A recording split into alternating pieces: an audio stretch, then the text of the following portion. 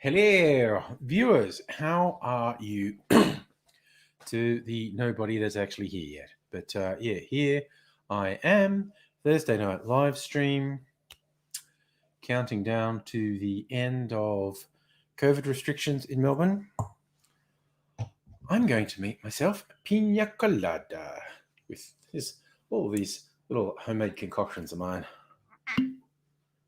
Homemade cream of coconut, which I'm going to put in first because it's like really thick and I need the other stuff to wash it out of the jigger. Put that in.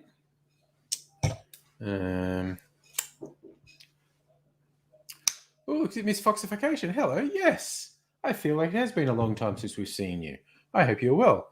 And Rabbitman Greg and Mega Leech, hello to you as well. All right. So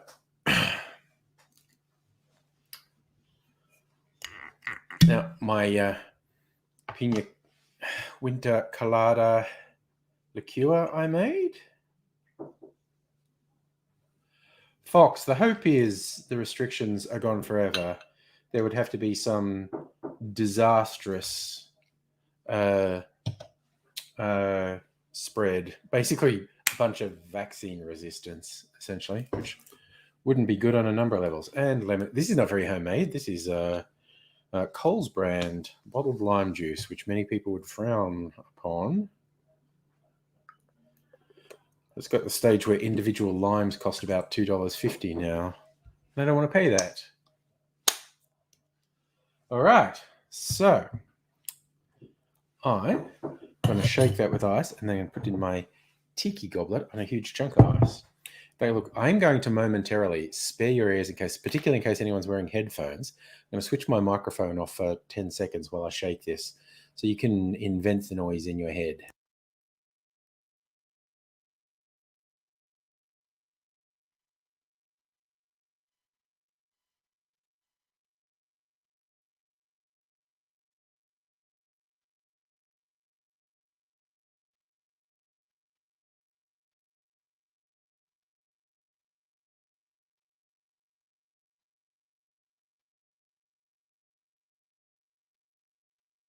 All right, that's super fucking cold now. This Foxification, Europe's in a fourth wave, yes. Lockdown has existed for a while, like we've seen in the past. Yeah, but Europe never got anywhere near the level of vaccination we got. But who knows? Who knows? The plan is to not do generalized lockdowns. There's a belief that we can exist without them. Will reality match that belief? Only time will tell. All right.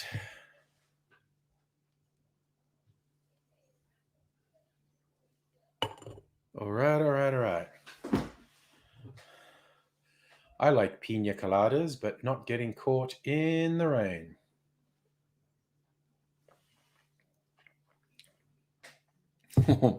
Oh, that is more flavorsome than the average pina colada you would get in a bar. Two reasons for that.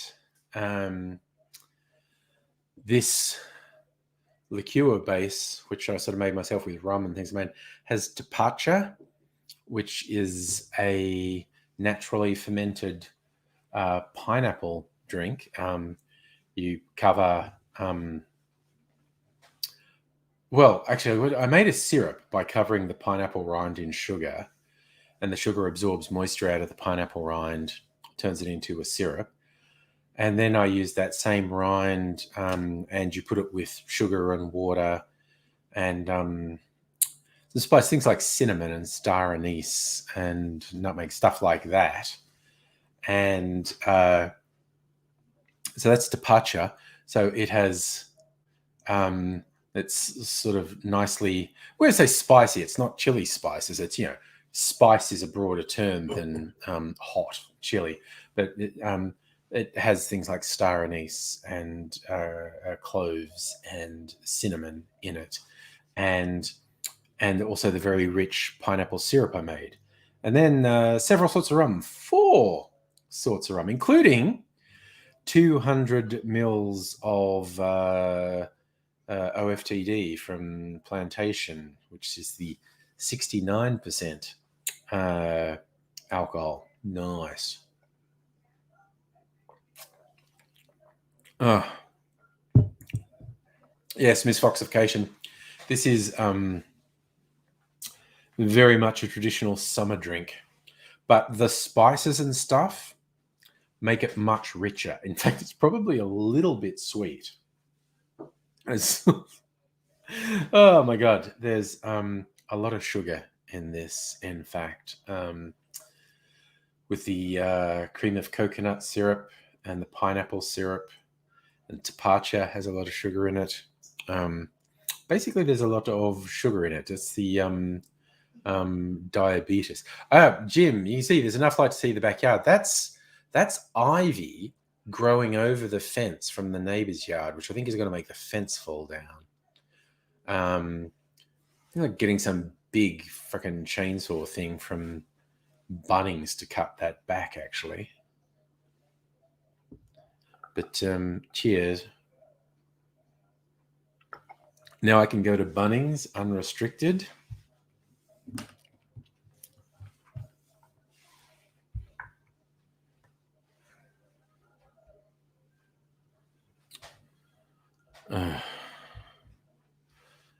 All good. But yeah, no, that's also that's too high to do much with. So I'm seriously thinking of getting some sort of chainsaw and a long arm from Bunnings and trying to cut that back somewhat, because it's too much to do by hand. It needs to be something on a long arm, because I'm fucking short. I can't cut that. I shouldn't have to, but and that's the other trouble. That would bloody if I cut all that back, that would fill up the green bin for about 3 months. So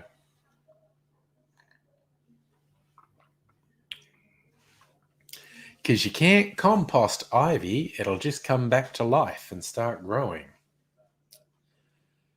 Miss Foxification, higher is always possible, but because of the bizarre nature of the buying power of Bunnings, you can buy cheap versions of things that are actually much cheaper than hiring it. I found that out when young Mr. Angry wanted to have a birthday party in the backyard, and we looked at hiring some sort of a marquee and some chairs, and then we looked at the price of buying a cheap marquee and chairs from Bunnings, like stuff that probably wouldn't last past one night.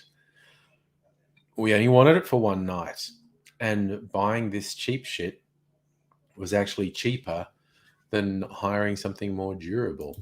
But it's good advice, Miss Foxification, and I thank you for it.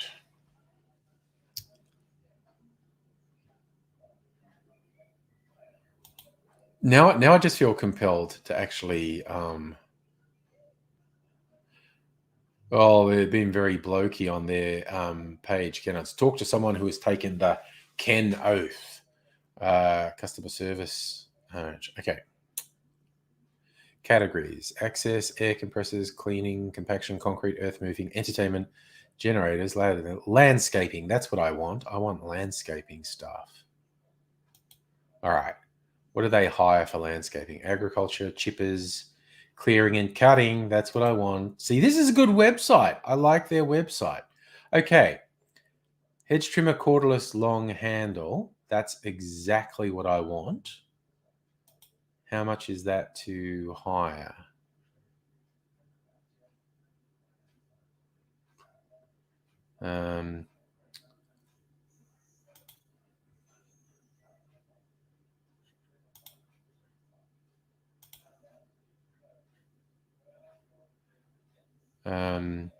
Seriously? No, I just want it till Sunday.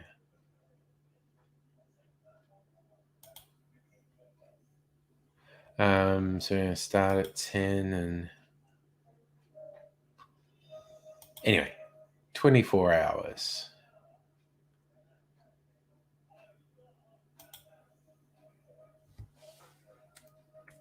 This is weird. It's making me go a long way. Ruin. Okay. $54. $54 a day if I go and pick it up.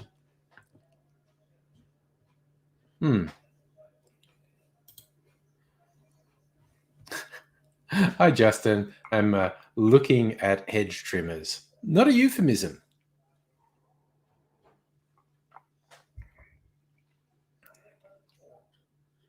Whereas the okay, now I'm literally going to compare it to Bunnings.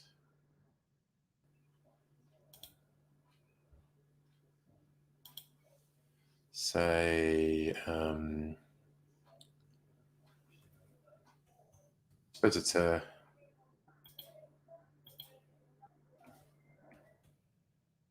hedge. There we go. There's that cheap brand, which I'm not going to endorse. A pole. Oh, really?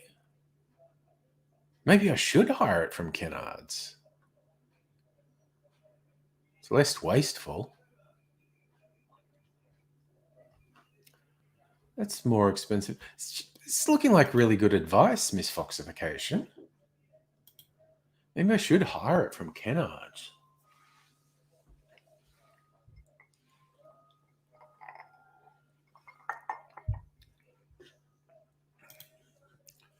A cordless hedge trimmer for pruning trees and branches. Station wagon is required. Suitable protective. Yeah, I actually have protective equipment.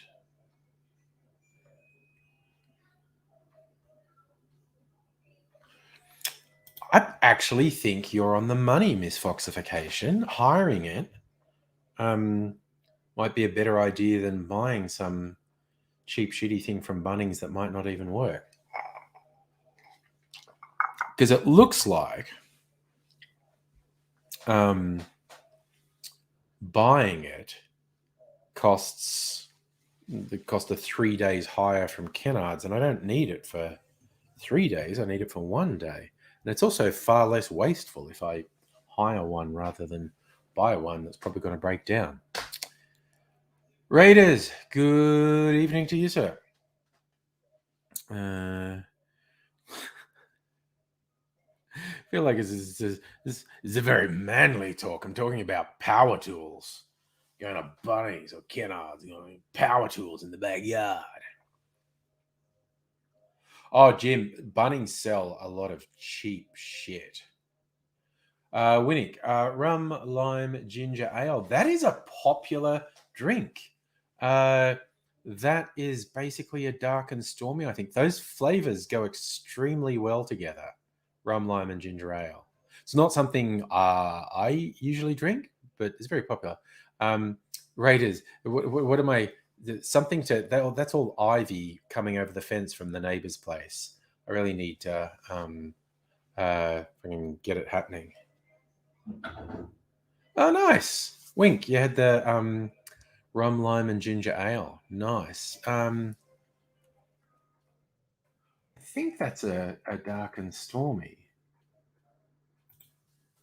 I'll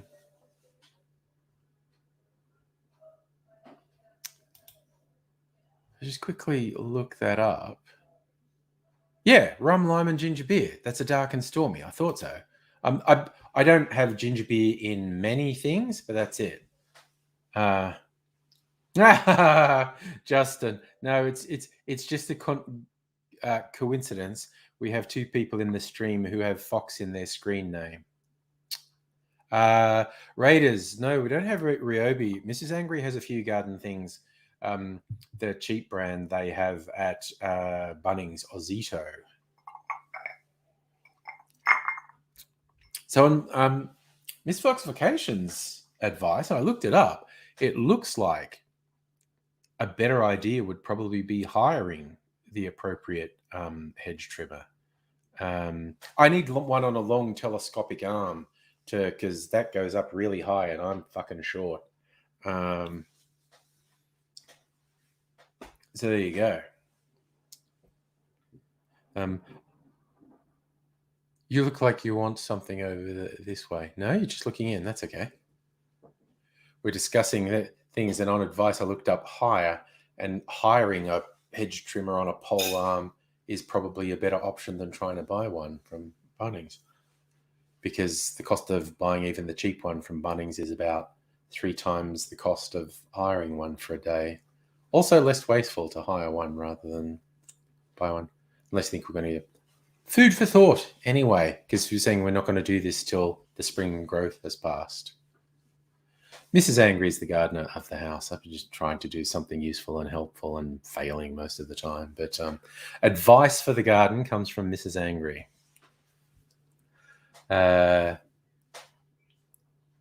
Yes, Raiders, is that what we call it? A pole trimmer? It basically has to be, bloody hedge trimmer or a chainsaw on the end of a friggin' pole.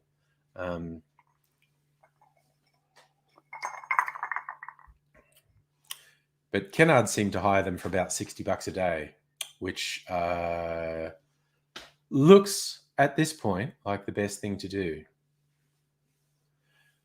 Winnick, gas hedges. I assume that's what you mean, like a petrol-powered hedge trimmer. See, I'm not handy. I don't know these things. I feel like I'm gonna move my laptop back because I love this shirt, the Martini Cat shirt. I feel like I should move the laptop back so I'm properly showing off Martini Cat. I was going to make a couple of drinks, neither of which are shaken, so I will get this out. Okay, I'm going to move a couple of things. I don't want that glass anymore. Do just want to rinse my Hawthorne strainer.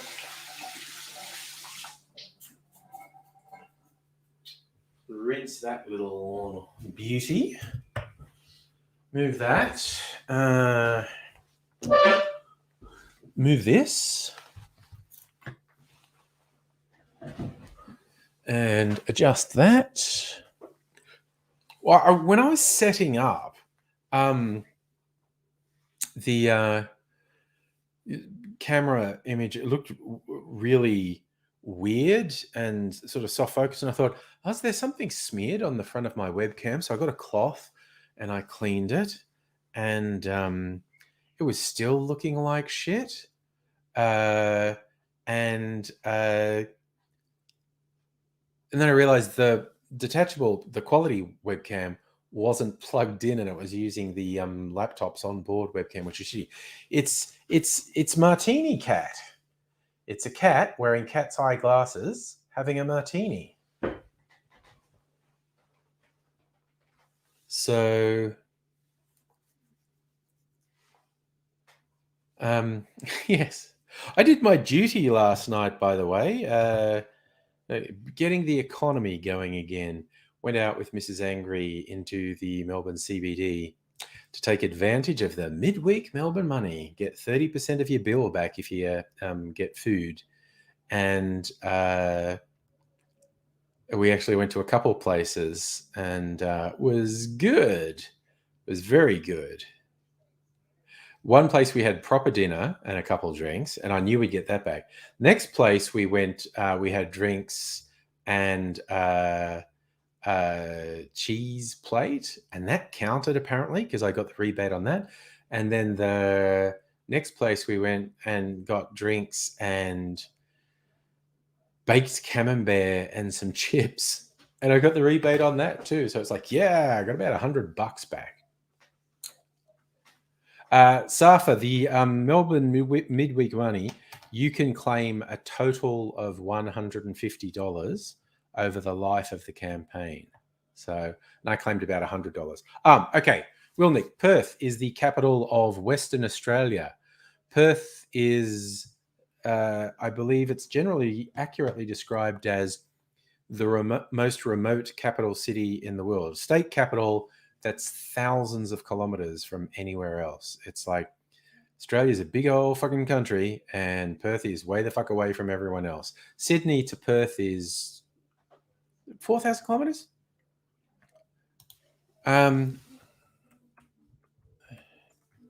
To Perth distance.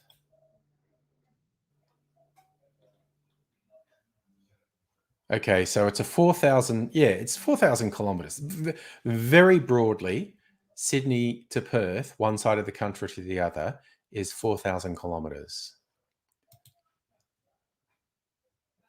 Okay, so Winnick, Northern Australia. Well, there's a place literally called the Northern Territory, the north end of Western Australia, and Northern Queensland. So, yeah, it gets tropical. The north of Australia is full on tropical. Perth is way further south, so it's not tropical. Thanks, Celtic. I like the shirt too. And hello, Kirsten. Hello. We are talking Perth. Winnick on Twitch is asking a few things about Australia. So that's the thing. So I'm going to test drive a couple of drinks tonight. I just wanted to make a pina colada to start with because I've got this cream of coconut I've made and this thing that I'm calling winter colada liqueur. Video for that is going live on my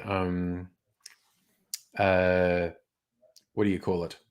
YouTube channel for cocktails, Angry Cocktails. Justin, you may be right that Honolulu is further away from the continental US, but it's not part of the continental US. To I guess if you now wanted me to quantify more what I was saying, on a continuous land, it's the most isolated state capital on a continuous land mass. So, Safa, Moscow to Nabrovsk, where you were born, 3,500 kilometers. Yep.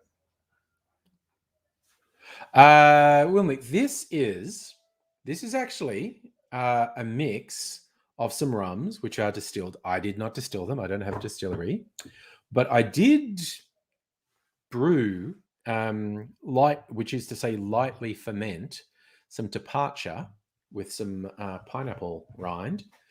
And if you actually leave tepache for a while, it gets a low alcohol content. Apparently, after a couple of days, it can be 2 or 3% alcohol from the natural fermenting. So that's actually a mix of spirits, sugars, and a lightly fermented beverage made from pineapple rind. All sorts of pineapple. There's pineapple rum, pineapple syrup, and pineapple tepache in there. Celtic, do I consider uploading to the Less Angry Aussie channel? No, I don't.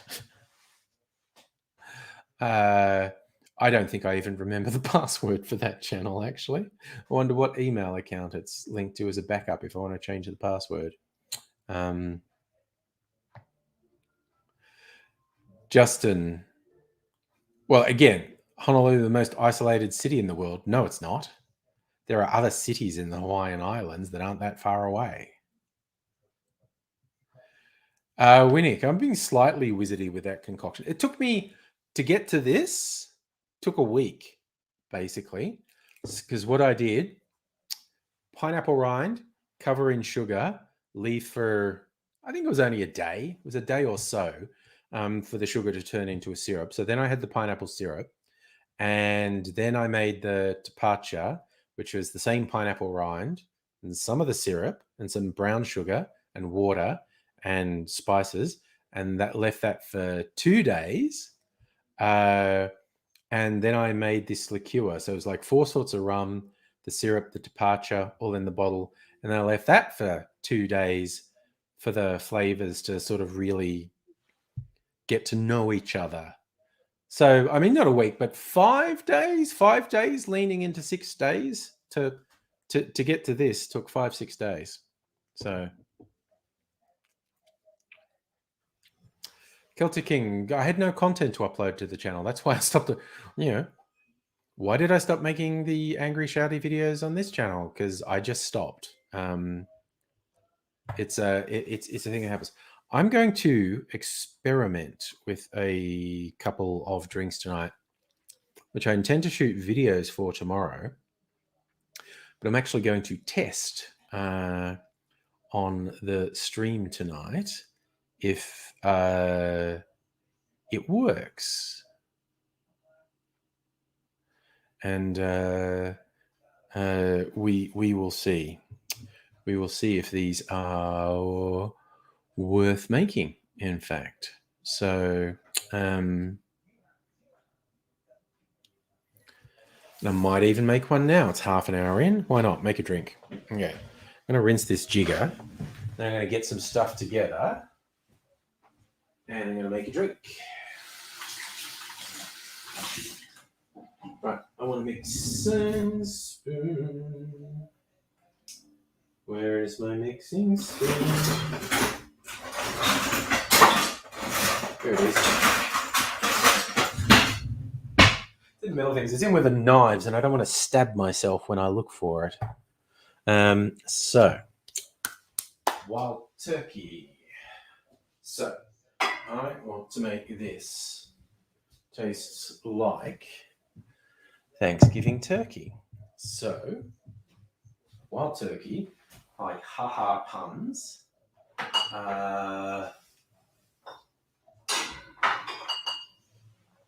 Pimento dram for the allspice flavors. Not doing any pumpkin in this.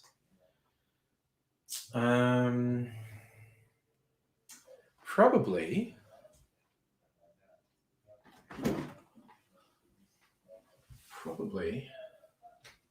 my cinnamon syrup. I think maybe it does need something fruity. Something fruity. Decisions. What's a fruity flavor that would be associated with American Thanksgiving? Hello, Pugwash. How's it going?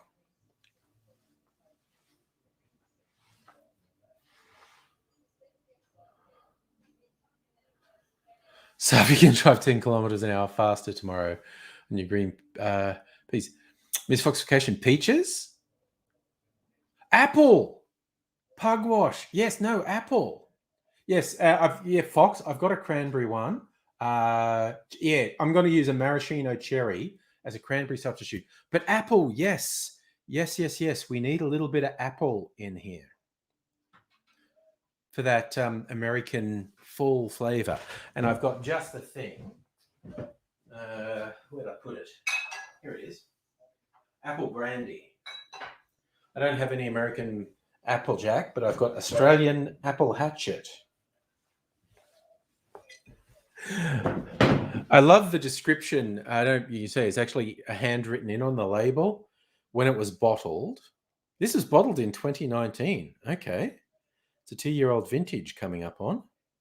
500 mils, 42% alcohol, approximately 17 standard drinks. Because I assume the alcohol content is variable. So I'm going to make a variation on an old-fashioned. I think I'm trying to think. Bitters. Should I just do Angostura? Or maybe orange bitters? Or maybe even Peychaud's bitters, which is a different sort of spicy bitters. This is the question. Which, again, maybe orange bitters for that fruity glaze type thing? I think maybe orange bitters. Because I'm just doing a variation on an old-fashioned. So I'm going to do the wild turkey, then 5 mils pimento dram, 5 mils cinnamon syrup, 5 mils apple. And then 2 dashes of orange bitters. I reckon that's it.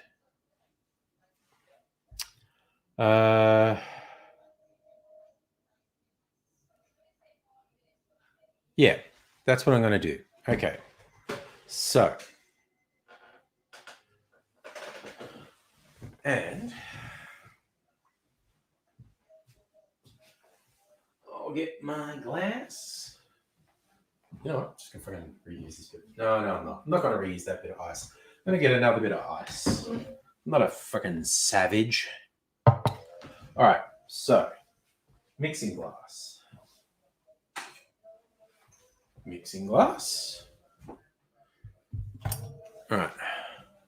So, I'm going to do this as a short, like the day before Thanksgiving. Be a bit thematic.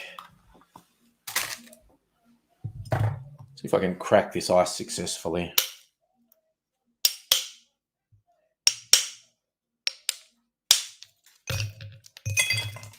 Okay. Okay, that was way more successful than most of my ice cracking escapades. All right. Need to do some more big ice.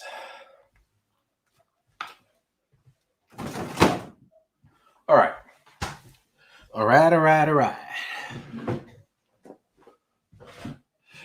See, Winnie, I'm actually usually pretty bad at cracking that ice, but it's all about just the leverage and the impact, getting the ice to crack like that.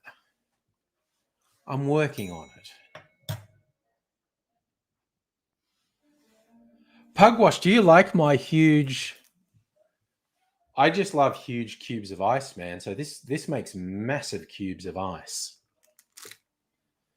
So I really like that. All right. So because it's Thanksgiving, I'm calling it an old-fashioned turkey in a glass because I love wordplay. So it's going to be with wild turkey 101. So we do 2 ounces of wild turkey. Now to get some of those Thanksgiving flavors in, allspice dram. Kirsten, I should be getting better at ice cracking because I practice a lot or do it a lot. All right. Going to do a bar spoon of my cinnamon syrup, which is actually a lot more complex than that. There's a lot more in it than just cinnamon. Chai and a bunch of other spices as well. A bar spoon of allspice dram. And because it's part of those 4 flavors, apple brandy. Bar spoon of apple brandy. It's way more than a bar spoon. Just overflowed everywhere. And I think 2 dashes of orange bitters. This doesn't dash very well, this bottle. Actually, that dashed fairly well. All right.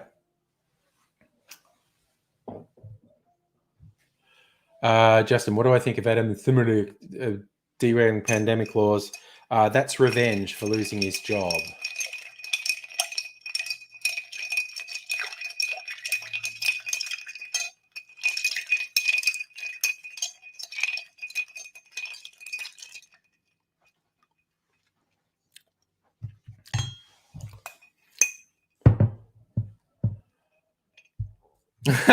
Gosh, I love that. Left the house for the first time in 2 months yesterday. Not any lockdown in the UK, just didn't want to leave the house. That's fair. Made a point of going out a couple times in the last few weeks as restrictions eased.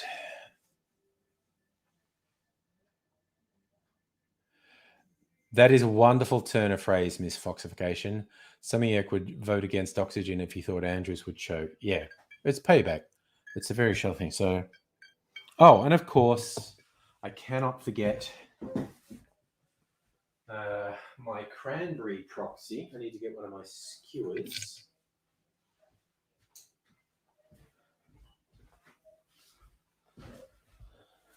It's my cranberry proxy maraschino cherry from Luxardo.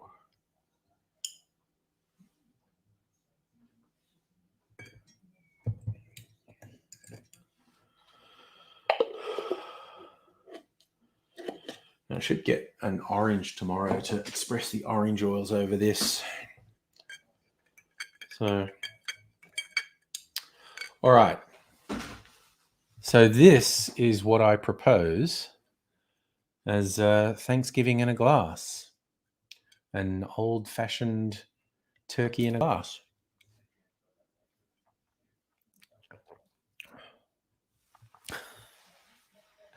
It's really good. Then again, I like really boozy drinks.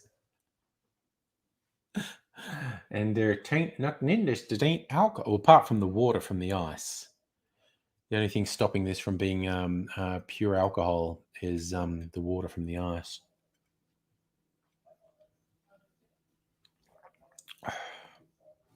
Oh yeah, actually, that works. So I'll pitch this to Americans, whether you're having to put up with family you're not necessarily particularly fond of, or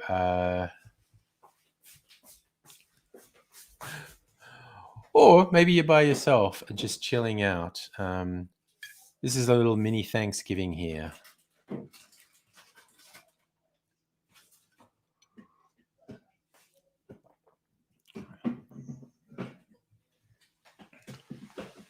My cat, sorry. So when it looks like part of the cat when you hold it to your shirt. All right. Maybe. I think, Martini cat would like an old fashioned as well.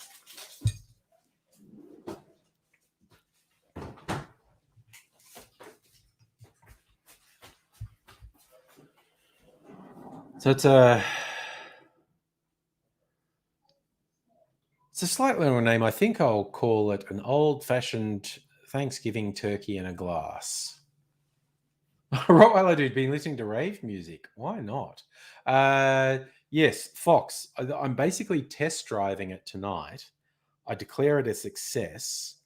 I will shoot the video for it tomorrow and upload it next week. Next, it's going to be a short, like a less than 60-second, vertical video. YouTube trying to compete with TikTok. So I'll do that. I'll upload that on Wednesday. Monday's is already uploaded. Tomorrow's is uploaded and scheduled. That's how I made this. Monday's is uploaded and scheduled. That's milk clarified painkiller, which was a really fucking good drink, actually. And after I take my time sipping this, I'm going to do a riff on Sazerac. Just really upping again. Because this is what I find out, like 90% of the views of my videos come from North America. And so they're all obsessed. They're going into fall, or going into winter soon. So they're obsessed with those fall and winter flavors in cocktails at the moment. So catering to that audience, I'm doing a bit of that. And I'm going to do a variation on a Sazerac, which would already be regarded as a winter drink anyway.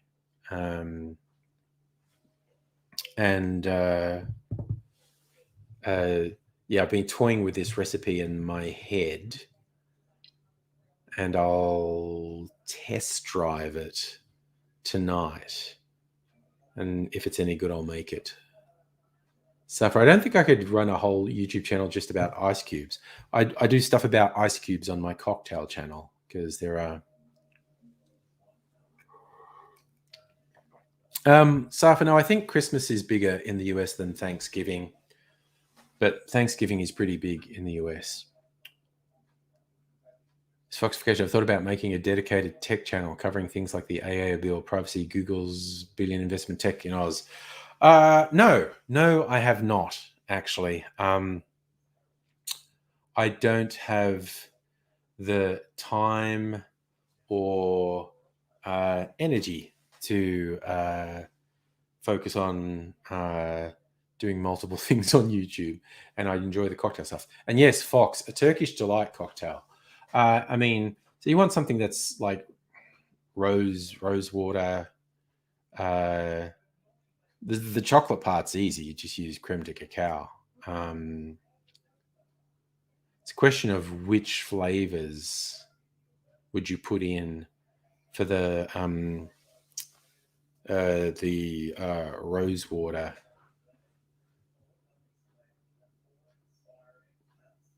I mean, vanilla, you get like liquid. Obviously, there's that Lux brew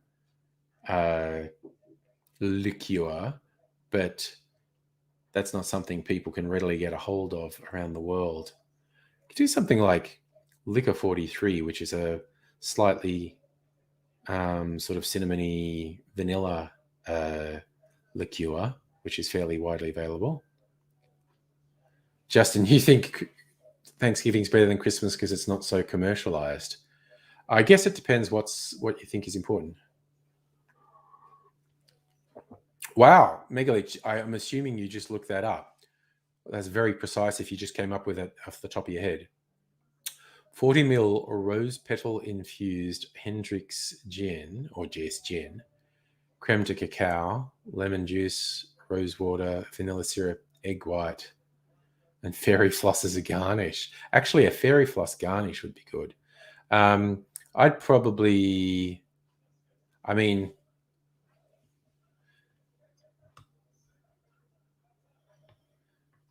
I think, yeah, a rose petal infused spirit is a bit wanky. Any sort of delicacy of the rose is just going to get overpowered by everything else. But putting rose water in, I think I have some rose water down here in with the bitters, a little flavoring agents. But yes, maybe a gin, and I still think I'd put a bit of Liquor 43, bit of creme de cacao, bit of Liquor 43. It probably does need the acidity of the lemon juice for balance. So yeah, I wouldn't put vanilla syrup. I would probably put Liquor 43. Because it doesn't need syrup if it's got creme de cacao and Liquor 43 in it, because they're both quite sweet liqueurs.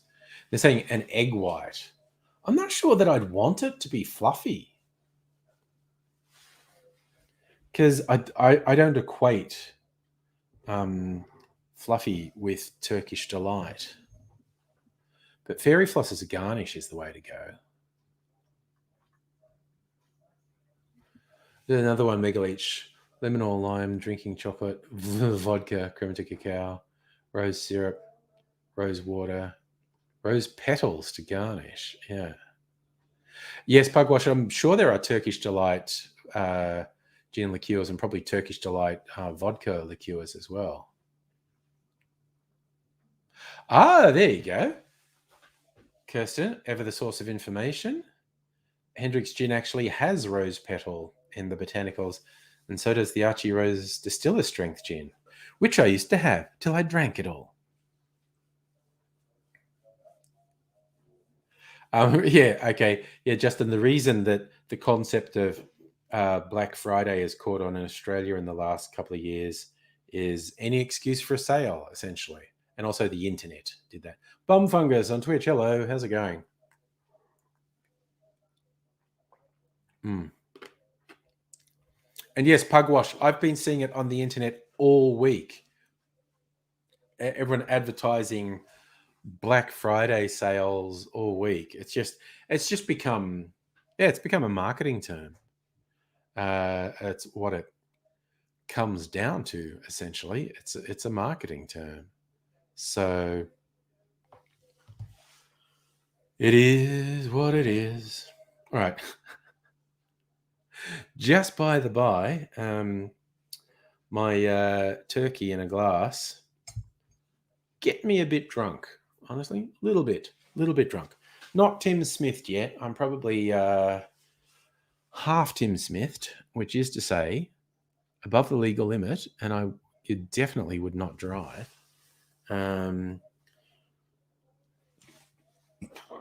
Sorry, it's coming up. So yeah. Ooh, Kirsten with a teaser, a really great Black Friday sale on Archie Rose. I just bought a couple things. Bum fungus. I tell you, there is something wrong with Tim Smith's brain.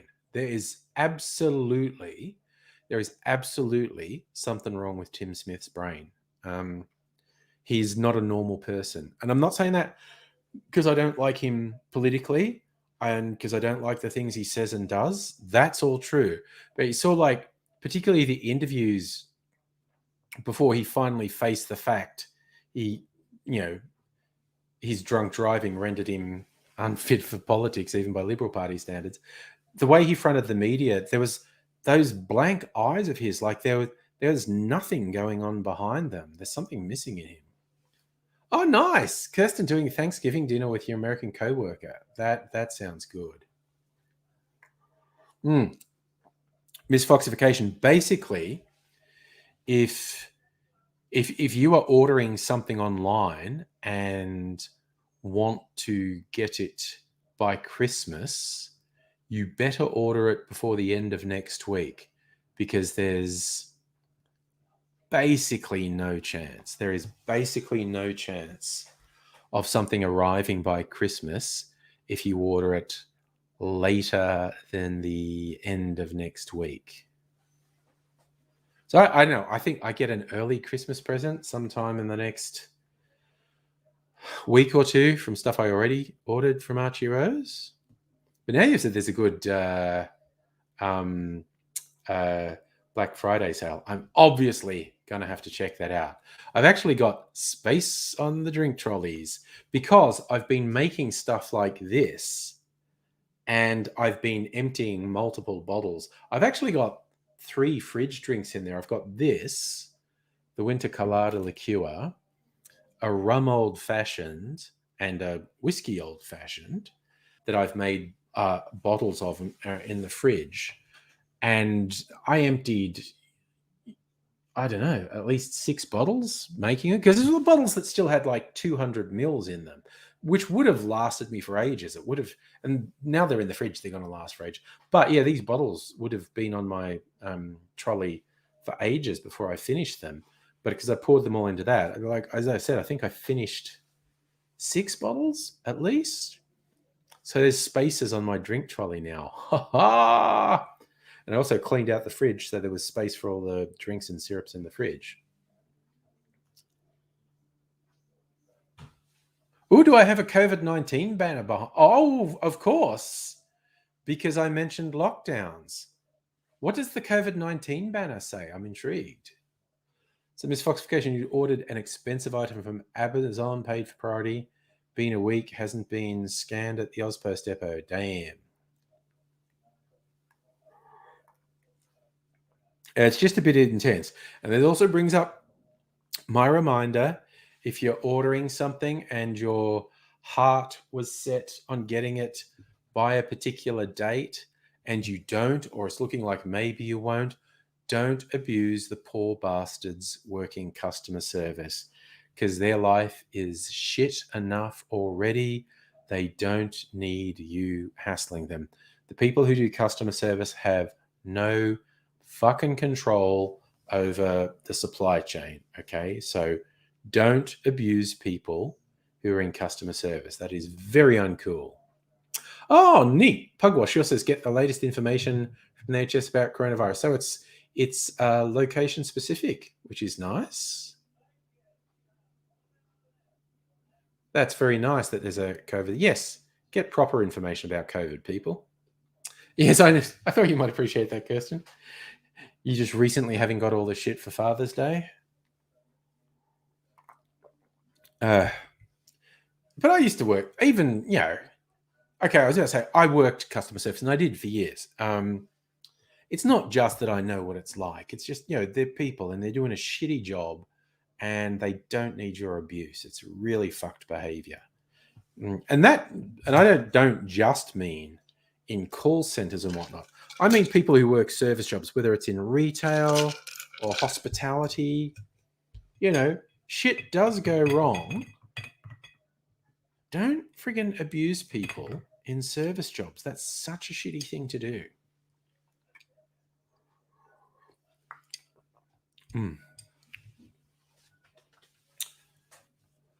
Yes, I'm just generally, that's a good rule. Generally, don't behave horribly. That's a good piece of general advice. Yeah,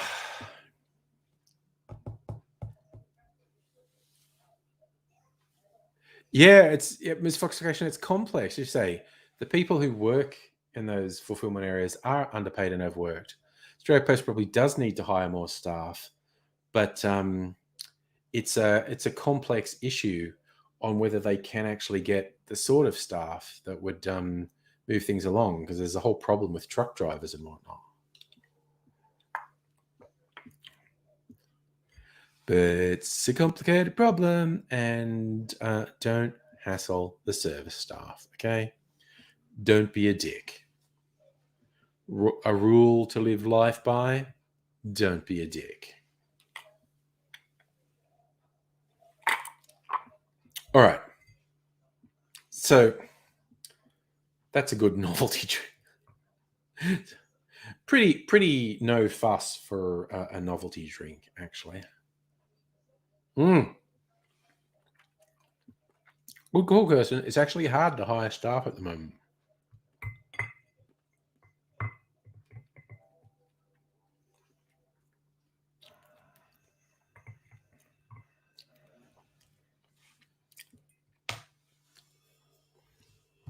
Yes, Fox, I'm with you. If you want to hassle someone, hassle the CEOs. Just as a general rule, go and hassle some CEOs. All right. Now, I'm trying to remember. I was going to do my winterized Sazerac. So, while taking go back, was I going? Oh, I was going to put the instead of cognac, a French apple brandy, Calvados. So I'm going to do split base, rye, and Calvados. And instead of an absinthe rinse, I'm going to put a little bit of this winter Amaro I have in there.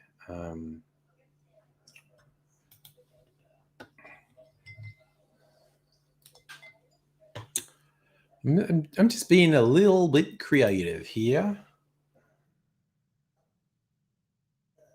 Do a Sazerac.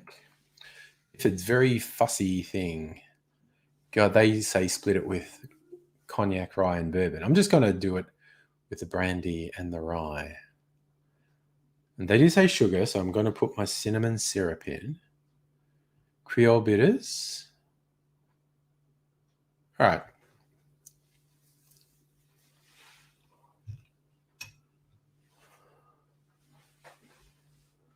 I think this is gonna work. What's the time? Oh, it's already 9. Okay. I was pacing myself. I was worried I drank that too fast, but it actually took me like half an hour to drink it. So that's okay. Ha! Nice, Kirsten. You keep encouraging your team to give the email address for the Ozpost CEO to the really bad Karens. Yeah. Seems reasonable. Right. So, I'm going to put these back. Okay, this goes with this. My rye whiskey. A neat green bottle from the Gospel, which I won't be keeping. I kept a clear one from them. Right. Put my apple brandy back. Get my apple. You look like those German hand grenades from World War II, the potato mashers. All right.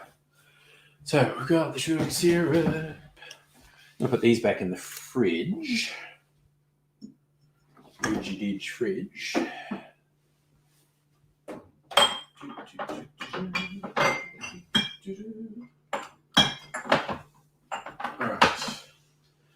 the lime juice back in there too.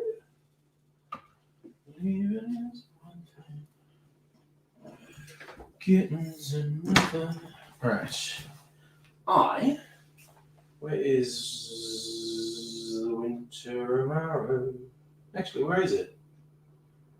Oh my god, I'm having drink blindness. I should be able to see it. It should be right here. It is. Jesus. Having a boy look. Didn't see it instantly, so I was sure it wasn't there because I didn't spot it instantly.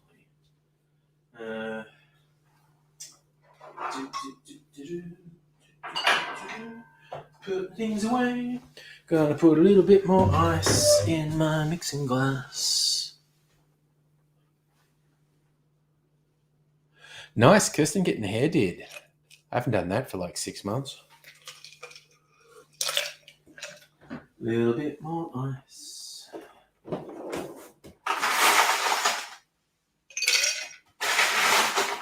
Vanilla ice, baby. Whew. Okay. More experimentation. Right. So, here again's 10 mils of sugar. Okay. So, all right. Second experiment for that. Well, third actually, really. The pina colada I made at the start was an experiment. Right. 10 mils of cinnamon syrup. I'm going to call this a fallen Sazerac. Because I do the wordplay. 10 mils of vitamins Hiva Amer.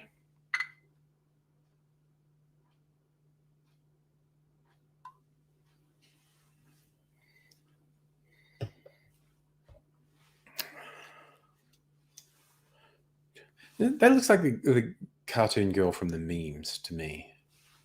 Oh, that's just me. Right. You bloody well right. All right, so 1 ounce of each. Rye and Calvados. I actually don't. Oh, I was gonna mix that in a glass. Honestly, I could make it straight in the glass.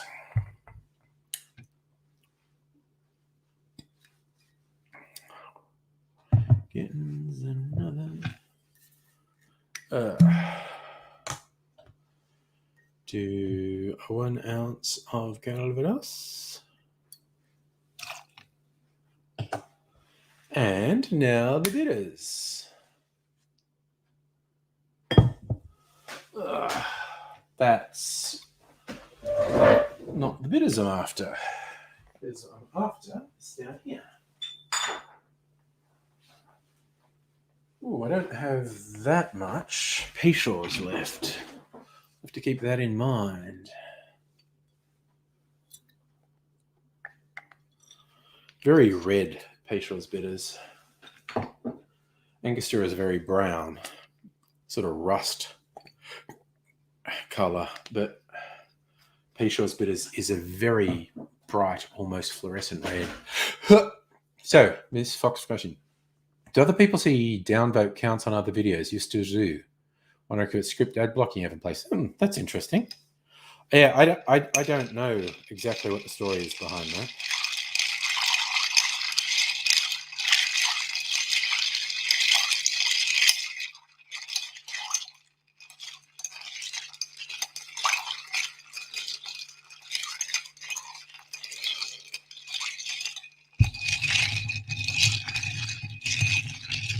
A little bit of ice ASMR.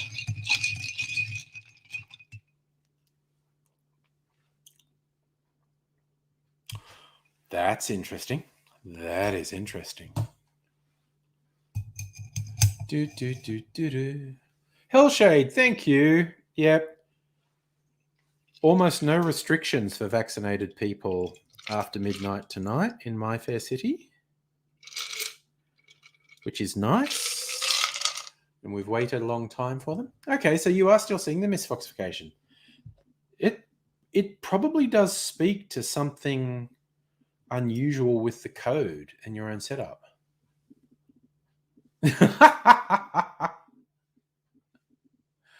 Oh, I love that as a username, which I'll work out is semi-hardened clit.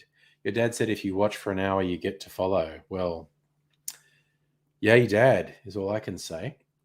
So it's a great color, isn't it? It's very red. So yes, this is what I am calling, because I just made it, a fallen Sazerac.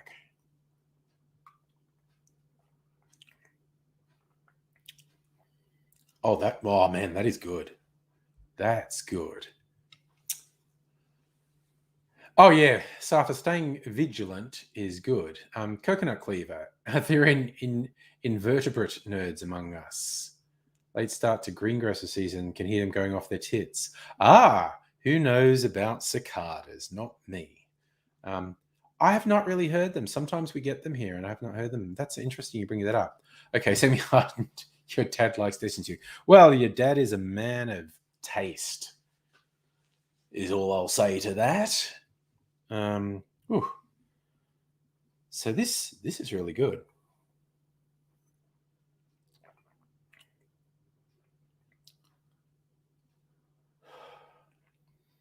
Yeah, see, this is my sort of drink. It's got a bunch of flavors going on. It's lighter than a usual Sazerac because I used apple brandy, not cognac. Semi-hard and clear. You could say he's semi-hard for me. Yes. Nice. Pugwash. It looks like a rusty puddle to you. It's very red. The ice is probably making it thing. So, I mean, traditionally, you don't put ice in a Sazerac. So I'll have to remember that when I make it, that most people don't put ice in a Sazerac. But I just had the ice there, so what the hell? Hillshade, a few states in the US that need a ton of COVID restrictions seems idiots for the country. It is troubling to see what happens in the US, Hillshade. And it does my head in. People go, like, it became a weird obsessive talking point in the last month or so for the right-wing grifter fuckwits in America to say, oh, Australia, they're all being held prisoner, but why would you do that? And you go, well, to avoid 50,000 unnecessary deaths, basically. And that's not something I pluck out of the air. You look at Florida, which has a smaller population than Australia, has had more than 50,000 more deaths than Australia. Like, we had like 2,000 and they've got 52,000. It's ridiculous. Like, people acting like they're asking this big, hard question. Oh, why would you do that? So 50,000 people don't die unnecessarily. It's a pretty goddamn easy answer. So, bloody hell.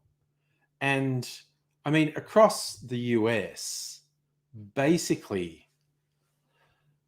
of the many millions of deaths, at least 75% of the deaths were totally unnecessary. They could have been avoided with basic health measures. But the fuckwittery that rules discourse in the United States resulted in just stupid shit. Safa, what's the chance of getting COVID in a supermarket with a mask on? That's a piece of string question. The shortest answer is the chances are very low.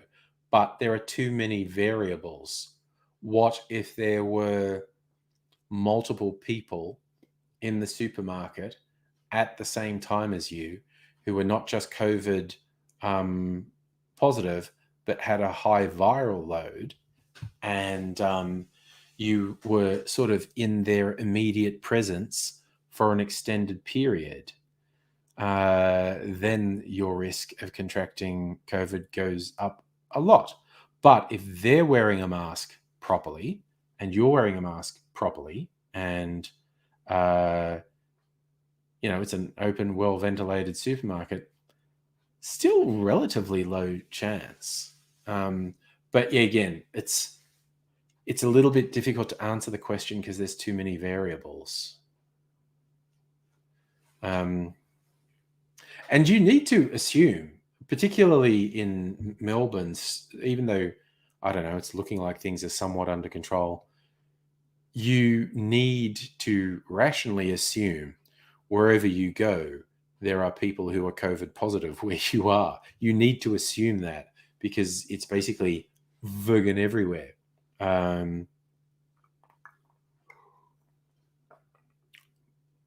So you need to take the appropriate precautions, of course. And again, is the biggest thing is being double vaccinated, because that vastly reduces your chance of contracting the virus. Depending which study is more accurate, somewhere between 75 and 90% reduction in your chance of even catching the virus. But way more importantly, it's like 90% more likely that you'll be completely asymptomatic, and there is only a tiny chance you'll be hospitalized, and a vanishingly small chance that you will die of COVID if you're double vaccinated and don't have any complicating health problems.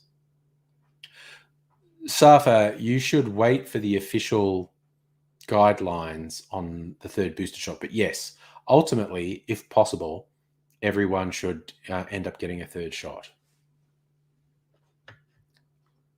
And Hellshade, I thoroughly acknowledge you're not one of the idiots. You're able to see the idiocy quite clearly. Coconut Cleaver, you get lots of Bunnings questions that are piece of string questions. Very hard to keep you cool. Yeah. People will ask you a question that's very poorly phrased and has too many open endings and expect a simplistic answer. Yes, misfoxification. That's the perfect thing with 90%. And that's only, but again, it's 90% of the people that you'll see in a supermarket will be vaccinated, which means 10% of them aren't. So wear a mask.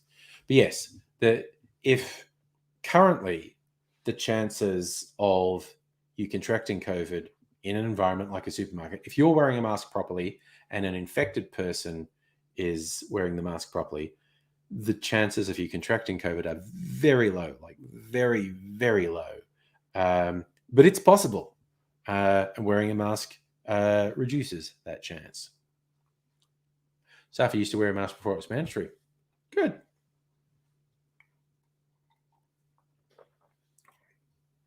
Mm.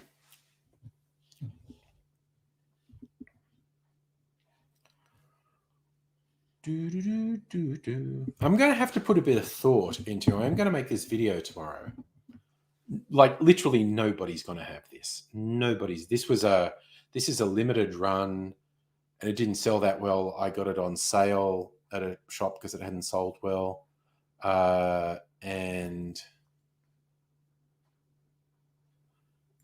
if I'm going to say, hey, I'm making a drink with this, I need a good substitute for people.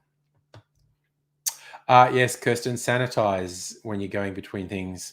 I often see people with the trolleys. The good supermarkets here will have both wipes and hand sanitizer liquid.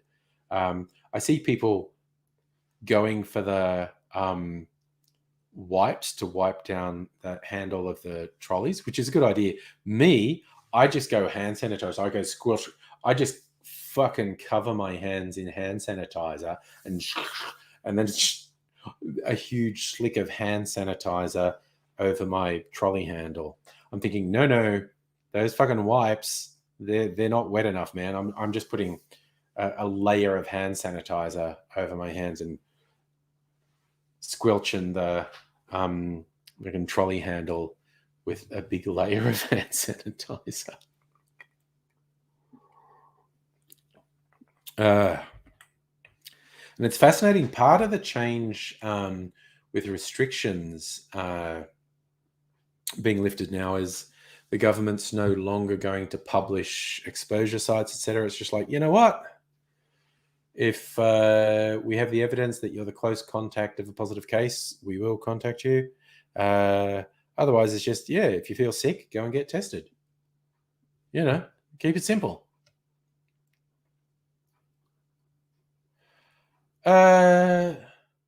Oh, that's interesting, Safa. You don't use trolleys, you only use shopping bags. That speaks to someone who does not buy a lot of shopping at the supermarket. Not actually a viable option for a lot of my trips. But if it's a viable option for you, it's a good option. Right, so I'm going to look up cinnamon amaro and see what comes up, because I don't know amaro that well. Cinnamon amaro. What's described as a cinnamon amaro? Good luck, have a field guide to amaro.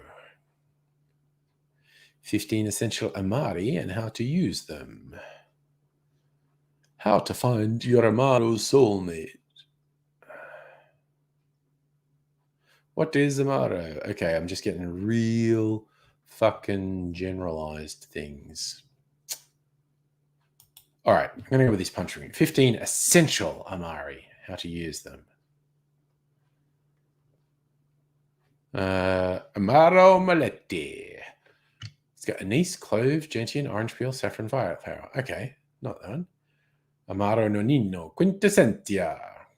Orange peel, cicerna, galangal, gentian, licorice, cassia. Yeah, no, okay. Averna, orange, lemon, pomegranate. Luciano. Lazarus. I don't see cinnamon in any of these. Nardini. Chinar. Capoletti. Sfumato. I love that one. It's S-F-U-M-A-T. Sfumato. Braulio. None of these have cinnamon listed. Oh, here we go. Varnelli Amaro Sibilla. Is listed as having cinnamon, as is Varnelli. Okay, the Varnelli Amaro. They make a couple. They use cinnamon. Fernet Branca. That's just full on. I've got that. It's full on. Don Ciccio. Ciccio?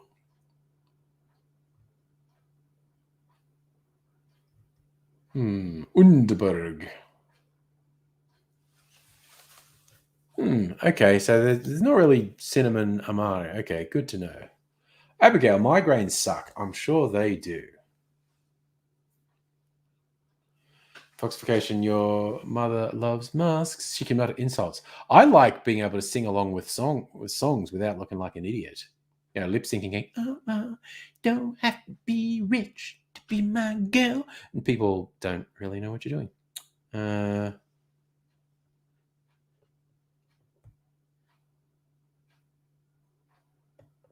Oh, so you missed the original intro with Lego Melbourne. Oh, so many funny things happened over the years. Safa, I don't think there's workers' compensation for getting COVID at work, but there were payments for people to stay at home if they had COVID. I don't think it's workers' compensation. I'm not sure. Actually, that's a really good question.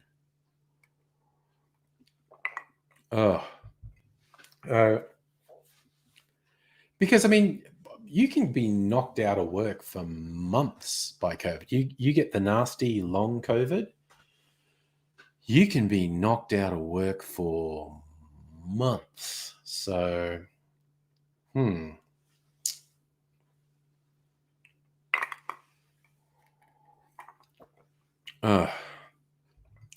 Okay, that's another winner. This is a good drink.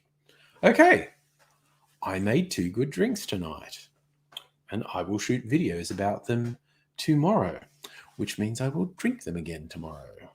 Huzzah!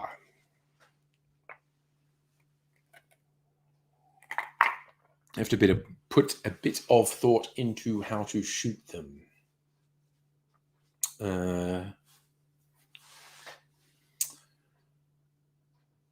I can do that tomorrow when I'm supposed to be working. No, I am a hard worker. I don't slack off. I don't slack off at all. Nose to the grindstone. That's me. Working for the man. None of that bullshit anti-employer rhetoric from me.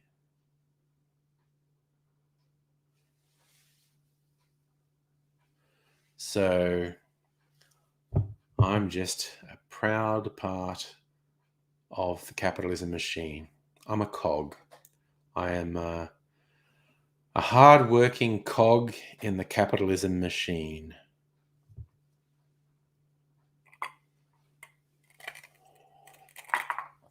Pugwash, you work from home for years. Well, I've worked from home for 18 months now. Not saying it's... I'm not saying I enjoy working from home because I can have naps whenever I want, but it's pretty good, is all I'm saying. Yes, I haven't gotten so drunk I turned into a right-winger. It's just making me even more sarcastic. Sarcasm. Yes, Hellshade. We actually had a lot of compensation payments for people who were out of work because of COVID. Not as much as there should have been. Again, is this ridiculous thing that drives politics around the world, and this is to a large extent whatever political persuasion you're talking about, is that the appearance of things drives policy at least as much as the reality of things, if not more so. And for instance, in pure economic terms, in pure right-wing capitalist terms, like keeping the wheels of capitalism moving, keeping the rich rich, keeping everyone else spending money, the absolute best thing for capitalism would have been, for when there were significant COVID outbreaks, to pay people to stay at home. It's as simple as that. Pay people to stay at home, because that lessens the impact of the pandemic, which lessens the damage to the economy, which means a quicker and faster economic recovery.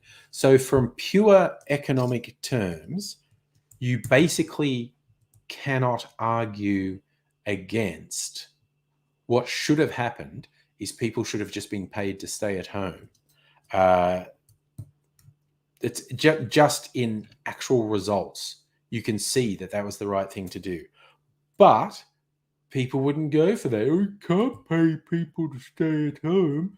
That's communism. Or it's just like, it's fucking capitalism. It's keeping capitalism running. And the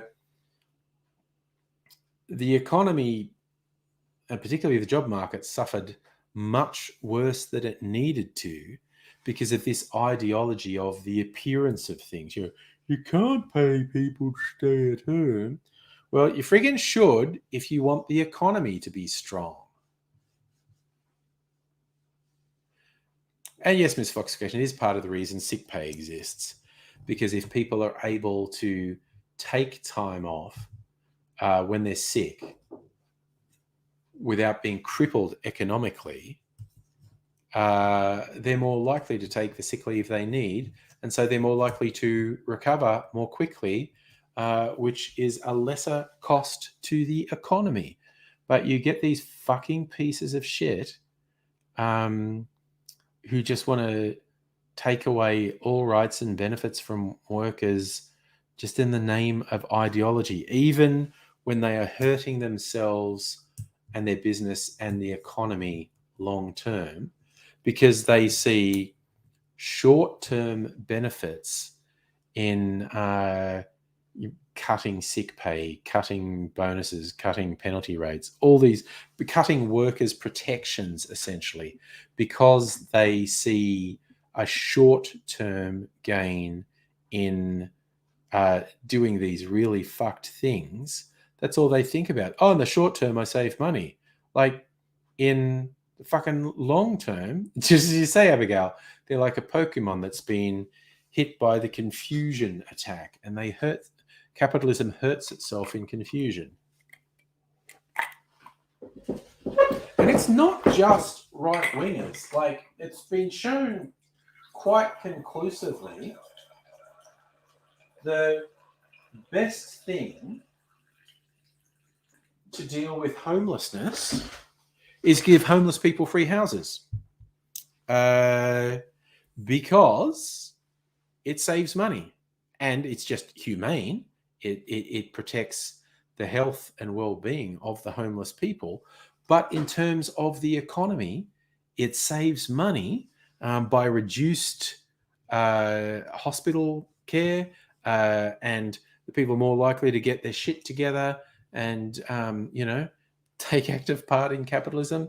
But the right doesn't want you to give homeless housing because they're lazy and scroungers, and that's communism. And you get a lot of people, on the left who are appalled at the idea of giving homeless people free accommodation. But what about all these poor, hard-working people who don't have accommodation? Well, they should also have free housing, honestly. But there's that feeling of they don't deserve it. And ugh.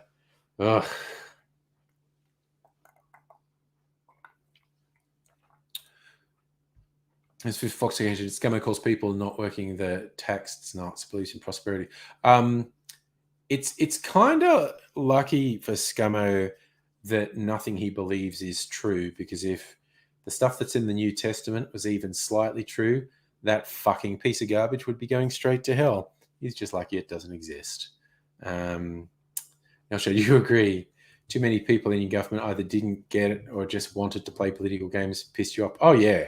Yes, made you angry. Well, that's the thing, politics, and it's not limited to one side of politics. Both sides have their own version of who is deserving, and it's just, would fucking work if everyone had what they needed.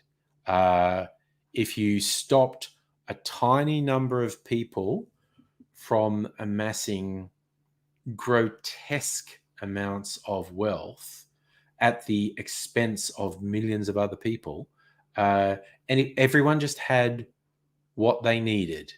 They had, the classic food, clothing, shelter, but, and the other things you need to be happy and safe, security, the ability to interact with other humans. It would be cheaper. It would basically be cheaper, but a very tiny number of people who are obsessed with amassing obscene amounts of wealth perpetuate a fucked, broken system because they're evil and fucked up. That's all I can think. And Heidi-ho, Annette. TB, I'm not very angry tonight. I'm being a bit more philosophical than angry. Misfocusation. That's for our shit of a prime minister. Yes, working is profit. It's God's blessing. Oh, it's so gross. That whole prosperity gospel is so fucking gross. It's just repulsive. It's so weird. Like, okay, believing in the Bible would be one thing, something that I don't think makes any sense personally. But that would be one thing. But saying you believe in the Bible and you believe you can dictate to other people how they should live their lives based on the Bible, but when you are patently acting in complete transgression of the Bible, that does my head in. The way people can do that is friggin' amazing. Yes, Pugwash, I will agree the Bible exists. When someone says, do you believe in the Bible? Well, I believe it exists. Do you believe it's the word of God? Shut the fuck up. No.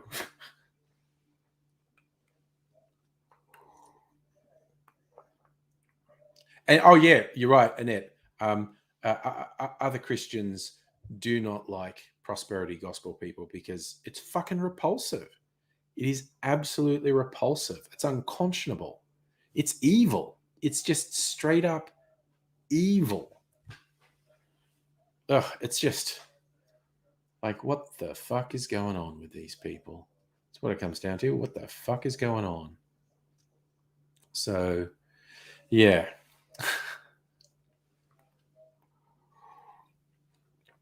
I mean, I've heard a few people do this line. I mean, famously, Ricky Gervais did it on chat shows, but I don't think he was the first one to do it. Is saying like, if you consider yourself to be atheist or non-theist, non-believer, and someone who's a religious person, how could you not believe in God? You go, well, you're almost as atheist as me. Like prior to your God, there've been thousands of gods that people believed were absolutely, truly, really God and were real and were really there and really did things. You don't believe in any of them. There are thousands of gods you don't believe in, and only one that you do. Whereas me, I don't.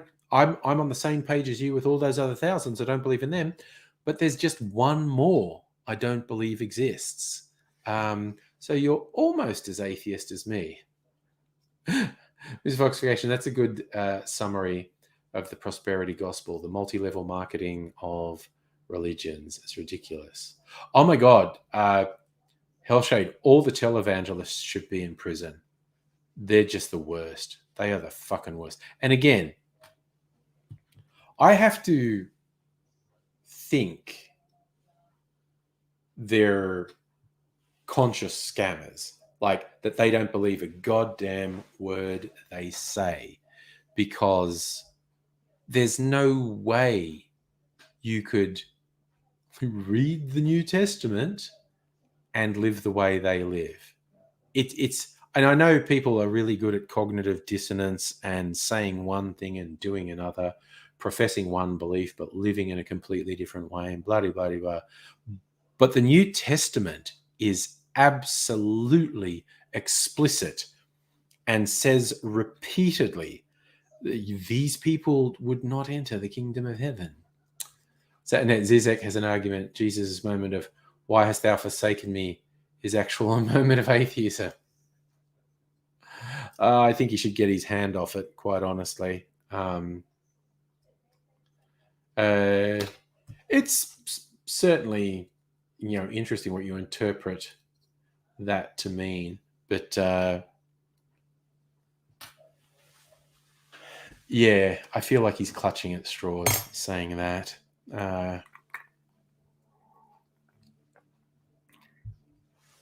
Trying to think. What's the time? 9:30. Okay. I'll show you. Televangelist, new snake oil salesman. They're the old snake oil salesman. There's a grand history. I mean, sure, the TV version's new, but Joseph Smith, who started Mormonism, was just a straight up scammer. And today's televangelists use exactly the same format that Joseph. Actually, no, that's not strictly speaking true, because most of the televangelists don't write their own gospel. They just pretend all the stuff that's in the published gospels that would be problematic for them, like all the stuff that says they're going to hell. They pretend that doesn't exist. But few of them say they have direct visitation from God or angels and write their own gospels. That's pretty rare. Bum fungus. We're talking about Scientology. I'd side with the judge in the UK who said, this is not a religion, it's a dangerous cult. Scientology was preconceived as a way to con gullible people, take their money, and give L. Ron Hubbard everything he wanted.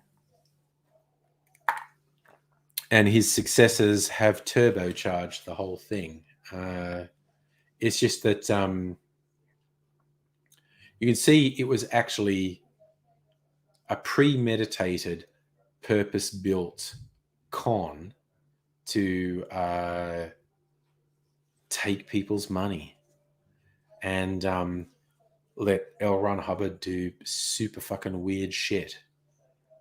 And these days, what's his name? Miscavige is just, trying real hard to keep the scam going, milking it for all it's worth. It's kind of like if Scientology says, I'm going to sue you for defamation. I was just quoting an actual fucking judge who said, not a religion, dangerous cult. Some fucked up shit.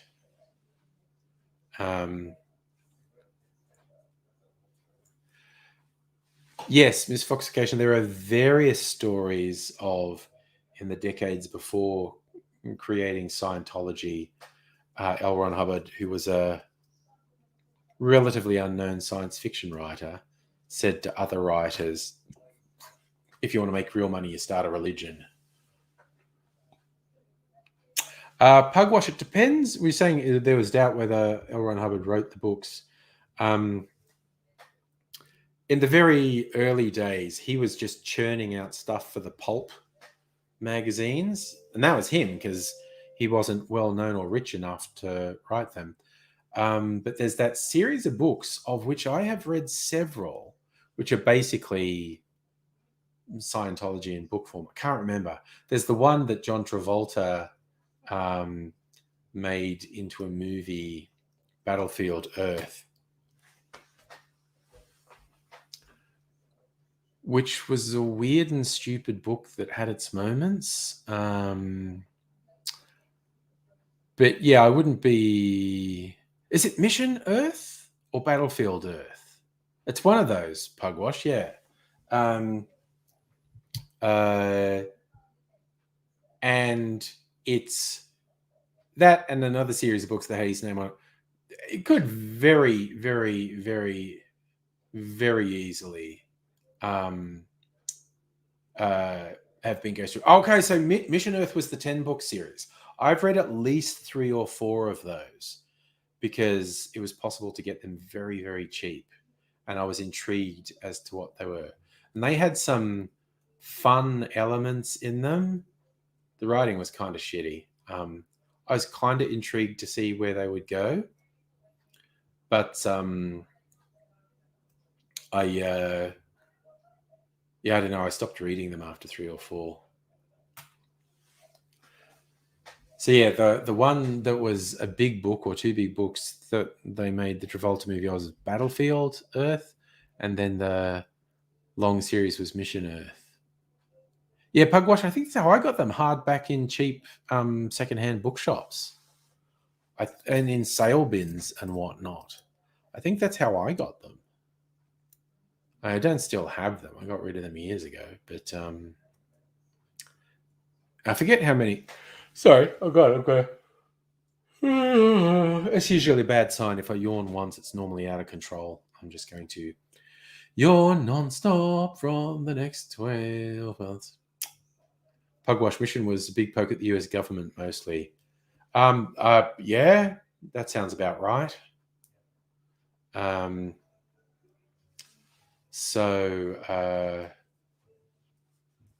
Yeah, I remember them being entertaining but really lightweight. See, I told you I just got to. Oh god, just going to yawn the whole time.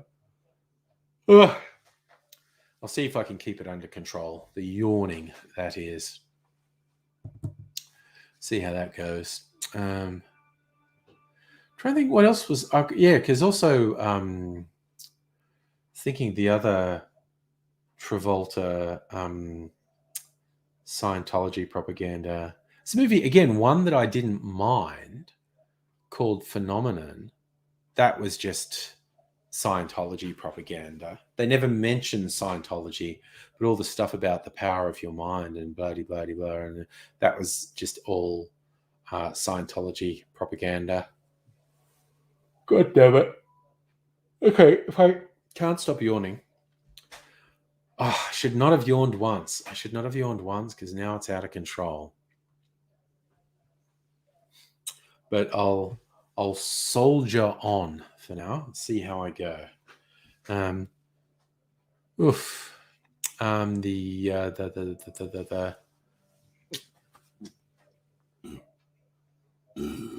wow. Okay, a burp for variety. Instead of yawning, a little bit of a burp. So okay, now I'm just going. I got distracted for a second because a stray thought popped into my head, and I can't stop yawning. Floodgates have opened. I am Mr. Yawny from now on. That is just the way it is. I was thinking of when to make particular videos.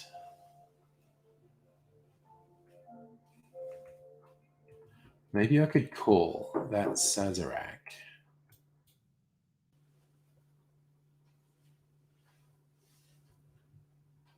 Oh, what the fuck was that? Sorry, websites that act really weird.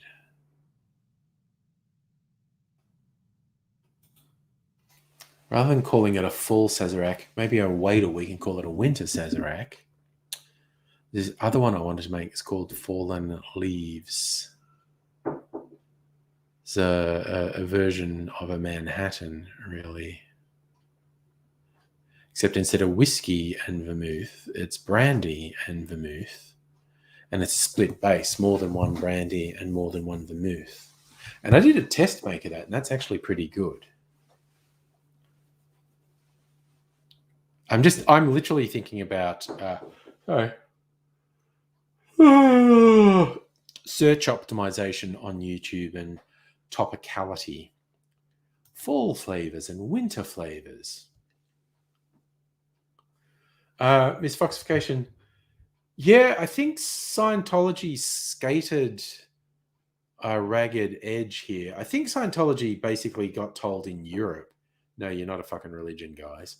And it was very close in Australia. And in the US, they were having trouble getting the religious accreditation, and they did that massive conspiracy to have people work in the tax department and find blackmail material on politicians, which is wild. That they weren't all just imprisoned, that scared politicians went, oh, okay, you can have what you want. But then again, you look at the history, and I don't mean the past history, I mean now and forever. Christ, it's a fucking yawning. Oh. America seems, and I'm willing to have this proven wrong, and it could be somewhere else, but America seems the worst for lobbyists buying the influence of politicians, buying favorable legislation. Like just dodgy outfit after dodgy outfit, dodgy industry after dodgy industry, successfully lobbying politicians to get laws that are very beneficial to them. What's this little sticker on here? Yeah. I should use more of this. It's actually pretty good. It's like bitter orange and cinnamon Amaro. But I found one thing to use it in. Use it in my winter Sazerac instead of absinthe. Not that I got anything against absinthe. Man, I hate how I just get this perpetual yawning once I start. Abigail, I know the movie of which you speak. It's called Powder, from the mid-90s. You never saw the point of it. I never actually watched it. It's like Powder was this albino kid at school is marginalized. And I don't really know what happened in it because I never watched it, but I'm aware of the film. I know what you're talking about. This Foxification is saying Scientology is moving into Korea and other non-English speaking nations because their reputation isn't mud there. Kind of like the tobacco companies when Europe and North America rejected smoking to a large extent. They moved into a bunch of other countries, South America, Central and South Asia, and just really went like, hey, cigarettes, that's the symbol of the affluent West. You should smoke. Then you'll be a cool, rich white person. And killed another couple million people with cigarettes. Because that's how they do. They're gross. Sharon just randomly thought the way YouTube works, as soon as you click on a particular type of video, and it's maybe something you haven't seen before, they go, maybe like this, then it will put forward a bunch like it, which actually I don't mind. And because I don't know, I think I must have watched some comedy videos on YouTube recently. And so this thing popped up. I was mentioning this the other night, but just more of these keep popping up. Tales from the Trip. It was an animated thing for Comedy Central where various celebrities tell their out-of-control hallucinogen stories. And so I've watched a bunch of them in the last week because I watched one and then heaps more popped up. And it's just, yes, they are people doing dangerous things. Very dangerous. Oh, yes, Pugwash, old products.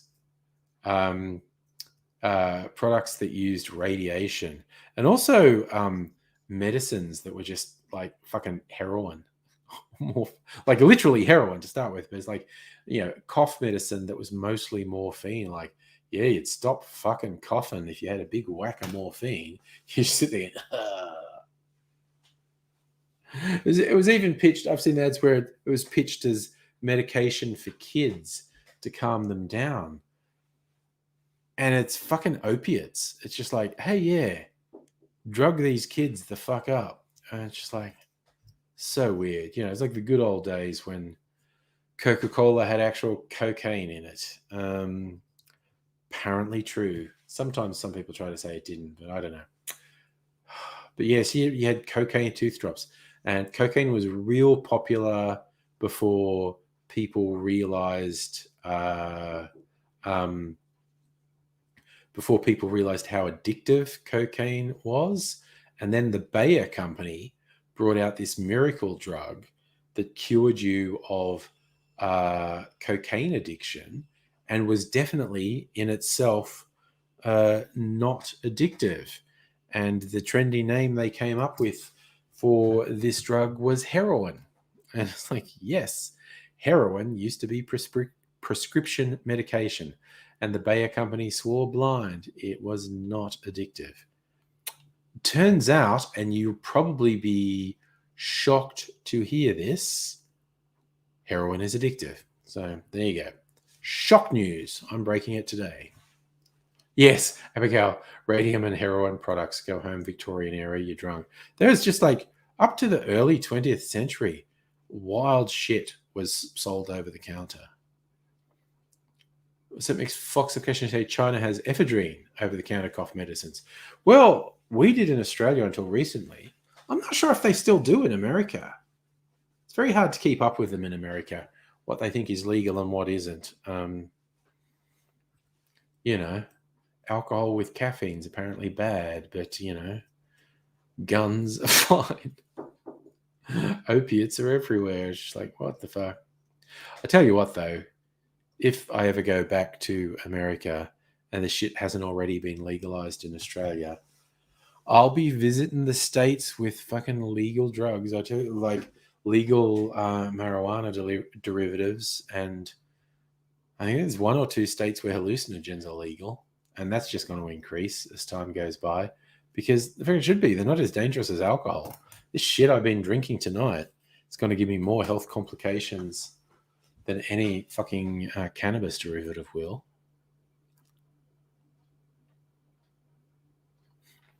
Miss Fox question, I think Sudafed's still... Well, that's a change. A cough instead of a yawn. Pugwash, imagine in 50 years they decide alcohol's bad for you. Well, no. It's been decided for a long time alcohol is bad for you. And it is. And of course, prohibition was attempted in the US. Turns out to be a bad fucking idea.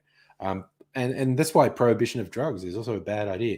Literally all prohibition does is create a black market and make criminals rich. Because people are just going to do it, man.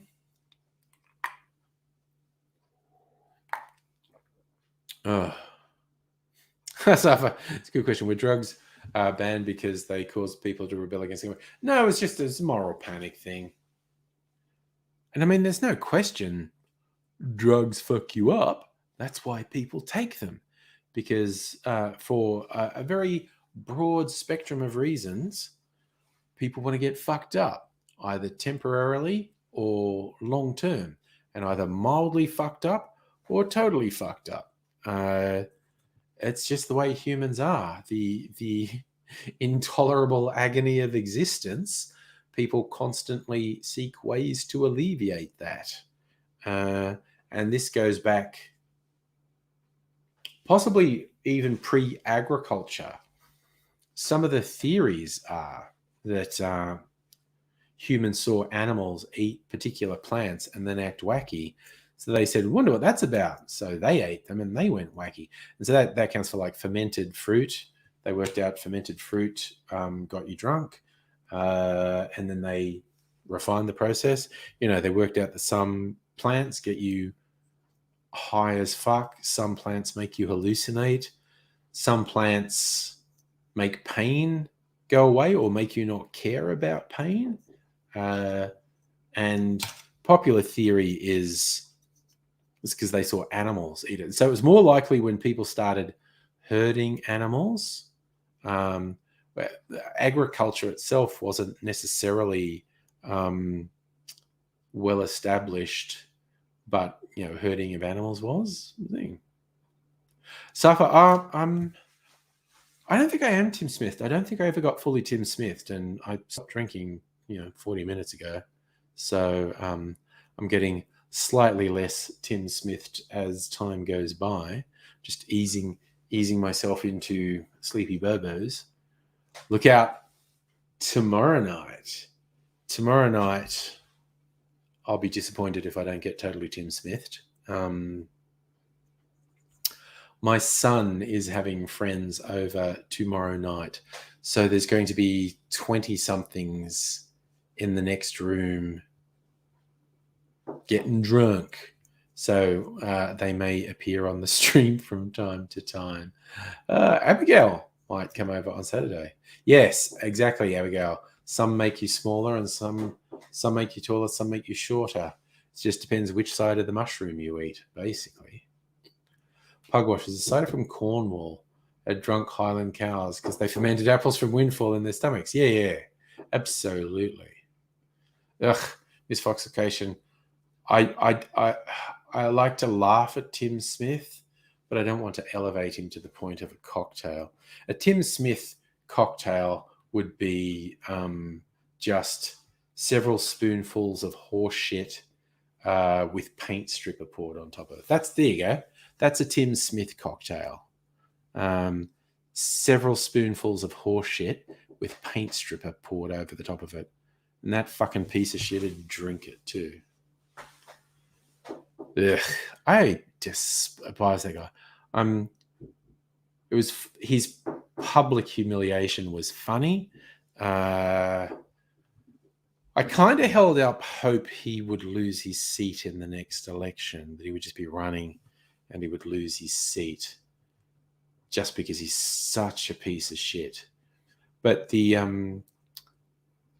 public humiliation and the destruction, he obviously thought he was premier material. It was so obvious he thought it was only a matter of time till he was premier. He's fucking shit. Oh no, that he's been eating fettuccine and has pasta sauce splats on your white shirt. That's kind of on you, Nettie, for wearing a white shirt while eating pasta, particularly if we're talking about red sauce. And I say this from experience. I have done exactly the same thing. Eaten pasta like spaghetti or fettuccine with a red sauce while wearing a white shirt. No matter how careful you are, you get flecks of red sauce that permanently stain the shirt. It's a thing. It is a thing that oh God, and your yellow pants, Nettie. You should have just, if you're hungry this night, you should have just like put on a bathrobe, a dressing gown or something. Just put that on and ate. I'd do something like that because I'm an animal. Okay, but you have to go too much migraine. I'm going to be gone in 10 minutes because it's that time. And I'm trying to be good because I had a much bigger night last night than I normally would on a Wednesday. Namely, Wednesday nights are usually quite sitting on the lounge with Mrs. Angry watching some stuff on TV. But we decided to go for the midweek Melbourne money and go out, have food and drinks and claim 30% back, which we did. And it was good. I had a pizza that was really good. Oh, yes, Kirsten, this is a reason to not wear white. To Unco.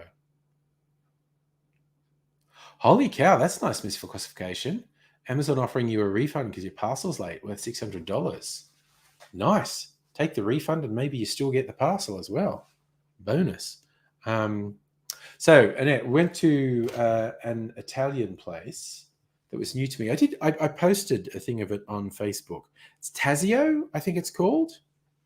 It's in Flinders Lane, right next to AC/DC Lane.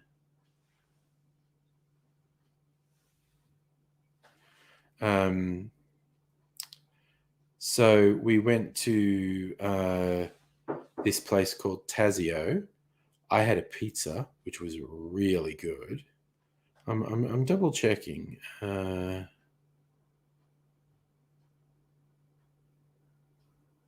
thought I checked in. Oh yeah, I did at Tazio. Yeah. So I had a couple of drinks and a pizza at Tazio. Then went to the Gin Palace and had another drink and a cheese plate. And then went to 1806 and had another drink and some chips and a baked camembert. And I got to claim 30% back on all of that. About $100. It was nice. It's very nice. Oh, nice. Pugwash going to see Billy Bragg in Cambridge. He's an excellent entertainer. I mean, I haven't seen him since the 90s, but he's been gigging the whole time. He's a great performer and entertainer.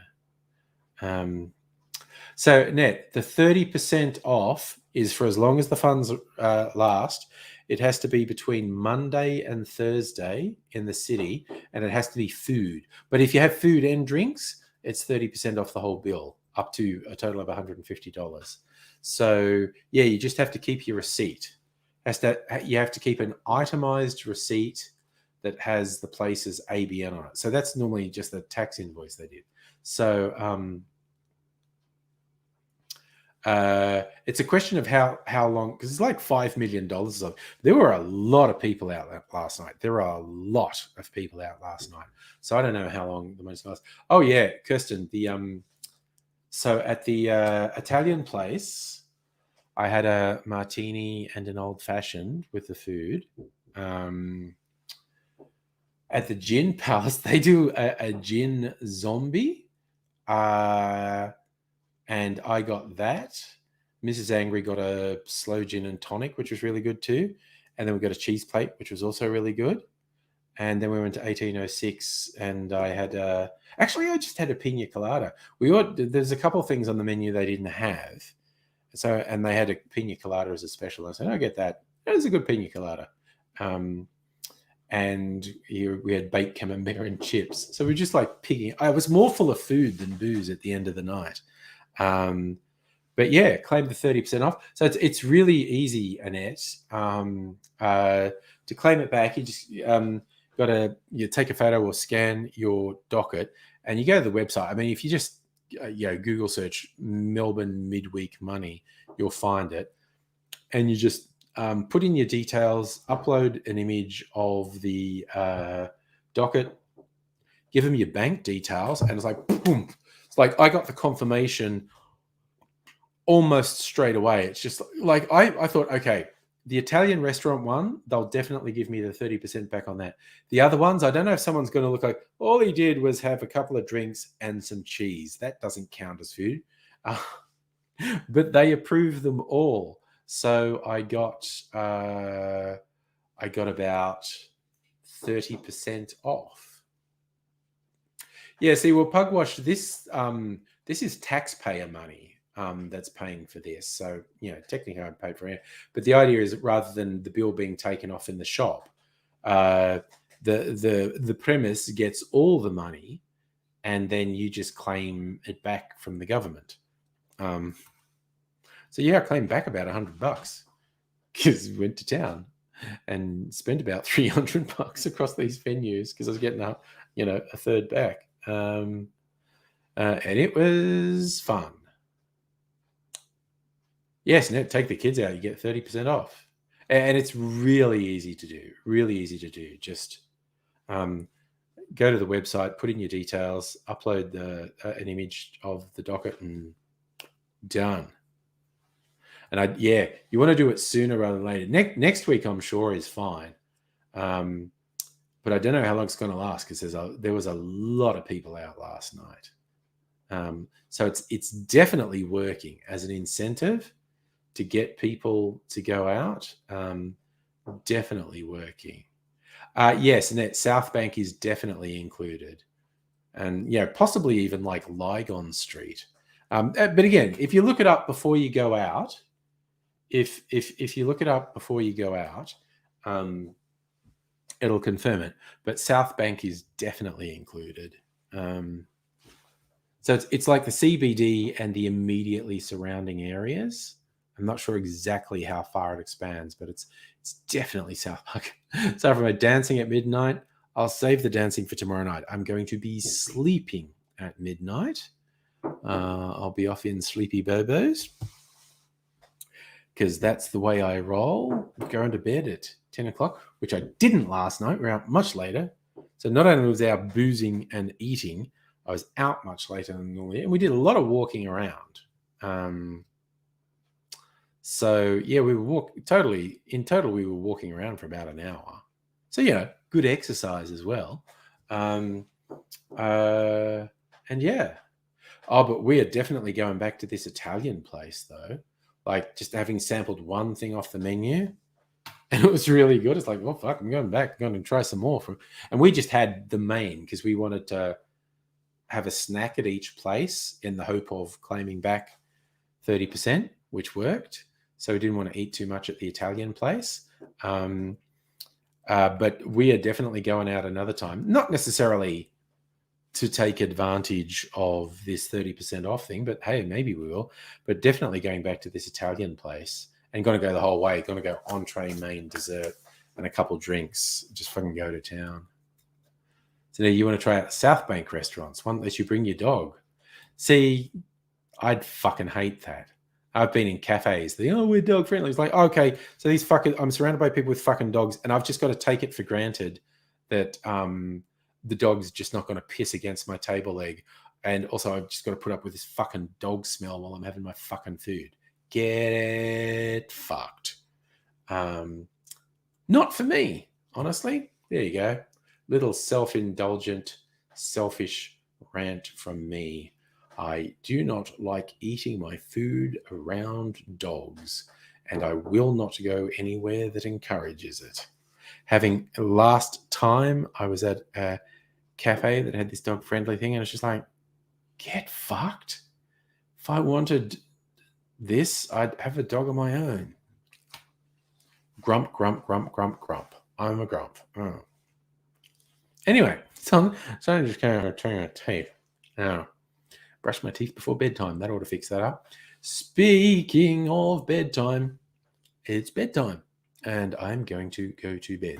So I hope you find people keeping well and looking after yourself and all that sort of thing.